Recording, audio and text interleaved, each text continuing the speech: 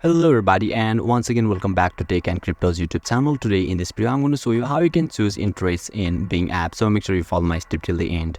First thing first, I assume that you already have an account on Bing app and already logged in, and now right after that you will be able to see the interface or dashboard of the Bing AI apps on the screen, where you can see the apps option at the bottom right corner of the screen. So just tap over there and now you can see the interests option at the top.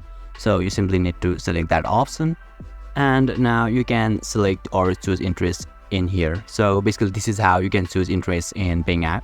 And if you still encounter any issue during this process, feel free to leave a comment and I'll be happy to assist you.